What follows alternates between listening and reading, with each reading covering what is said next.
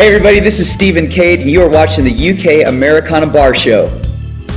Like 60 miles an hour and you're singing along with the radio's playing your favorite song. Like a scratch-off ticket with $1 million win, catching a big wave and riding it in. Like everything's falling into place the way it should. Baby, you and me, this sure feels good.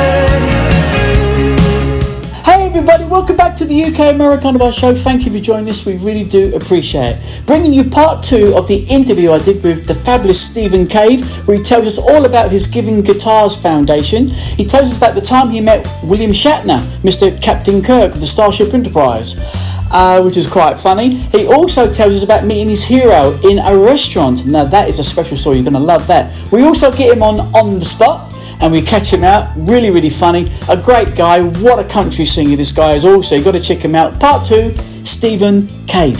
Thank you. Do you know about our Bigfoot that we got on the show?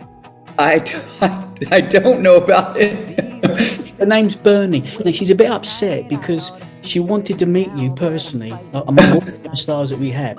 But she's gone out and got a picture of you somewhere. And she might pop out. You see, okay? I love it. Let's see, Bernie. I gotta see Bernie Bigfoot. I got it. You've done so much, Stephen. I mean, you even got a humanitarian award as well. Part 2. It's no wonder. But I mean, can you elaborate a bit on that? Well, that was the Gene Wagner. Humanitarian award out in California with a organization called SPIN, which is Serving People in Need. And they had recognized Giving Guitars and all that we were doing at the time, and just they give an award to someone in their community. But I happened to be performing at their signature event, and they said, look, we want to honor you tonight. And that was a super huge surprise for me. It was very emotional for me to be, and very thankful that, the work that we're doing, I don't expect accolades. I really just want people to get involved and people to know about what's going on. And so a lot of work goes into what we do with Giving Guitars. And earlier you had talked about the balance of career and then the foundation that we run.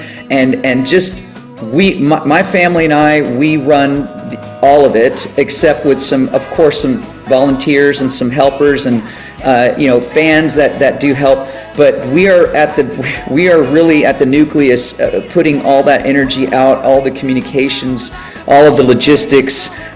We just see that across the whole of your network. It's all out there. It's very well achieved. Well done, you. It's structured brilliantly. Well done. Yeah, thank you. And we are now partnering with Gibson Gives, which is exciting. We've also are partnering now with the Guitar Center Foundation. And next week, I've actually got a meeting with a really new guitar company called Nashville Guitar Works, which is exciting. So we'll see what happens there. We were talking about Eric Dahl earlier.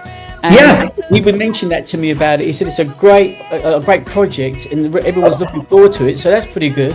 Yeah. Yes. And Eric Dahl is very extremely connected with a lot of different artists and musicians, as you know. And so Eric Dahl and I got to go to NAMM show together this year. That's right. Yeah, he was telling me all about it. It was fantastic. Well, actually, he's the guy that put me on to you. So. Yeah. Well, there you go. So, but that's Giving Guitars in a nutshell. I mean, of course, I can. I'm so passionate about it, Sam. Maybe even equally as passionate as my music. It's equal in terms of where I'm concentrating my efforts right now, and it's working. Thankfully it is working, because it's a lot of work, and I want to see it grow, and I want to see it grow beyond me and what I can do for it. What I mean? I'm a big fan of Star Trek, and I believe you have something in common with Mr. William Shatner. Is that right?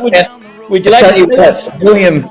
I got to meet William Shatner, which was really. This is at the Californian Music Hall of Fame. Yeah. Let me tell you a quick story. I was driving around Berkeley Square in London, and as I'm driving around, it's the strangest of things. But right on the corner, I can't think of the hotel, but this big pillar, very big man, isn't he?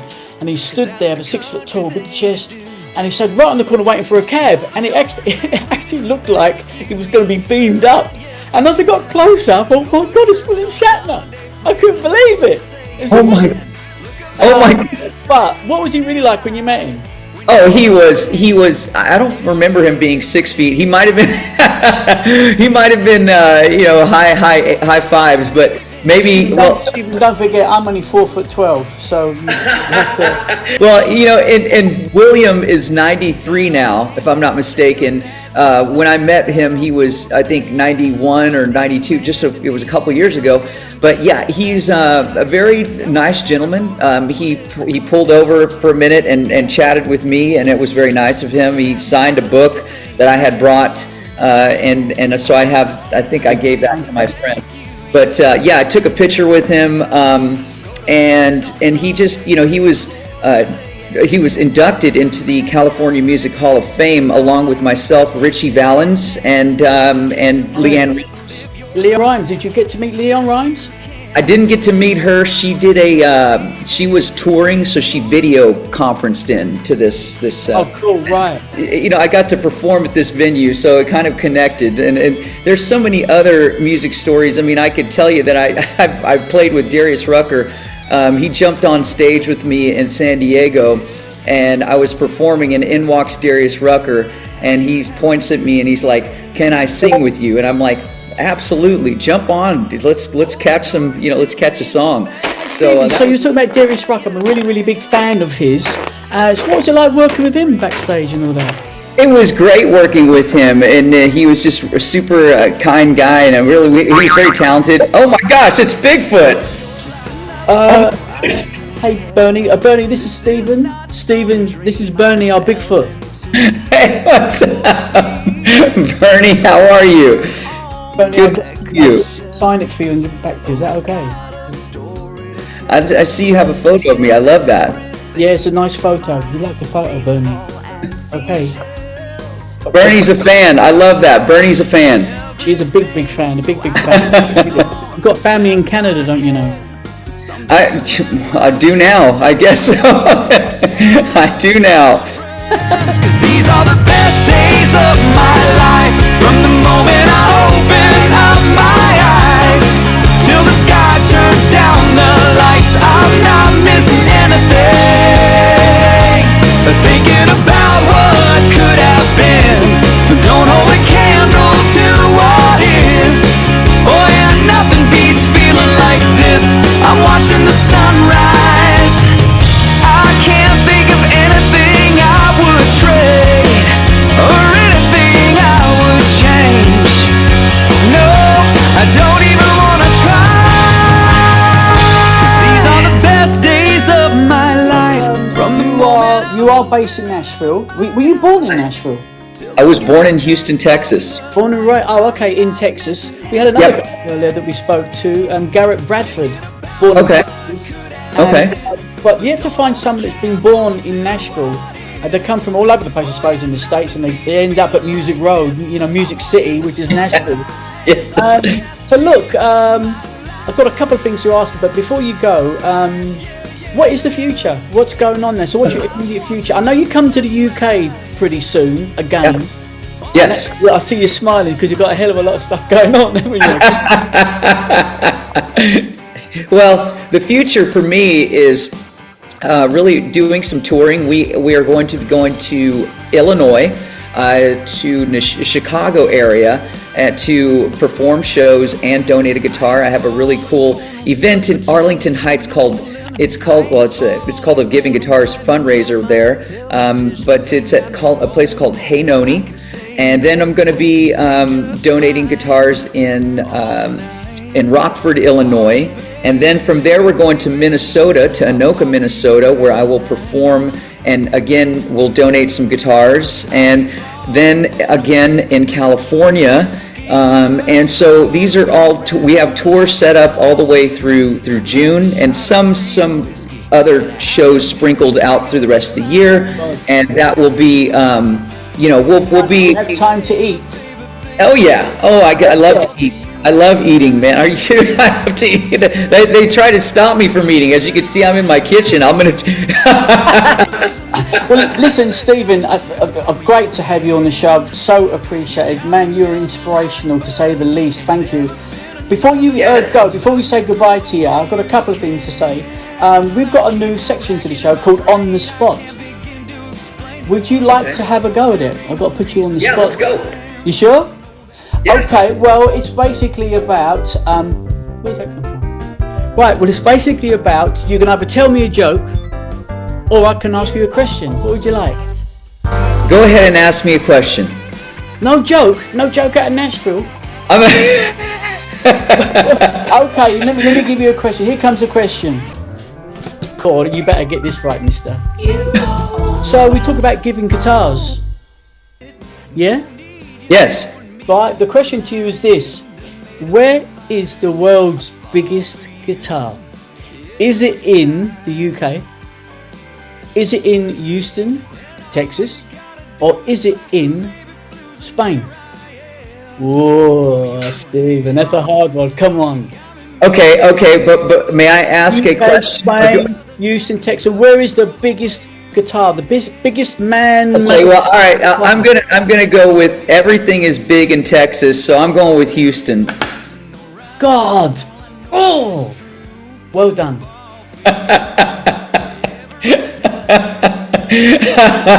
What question? I have to speak to our researcher. Keep these questions up a little bit.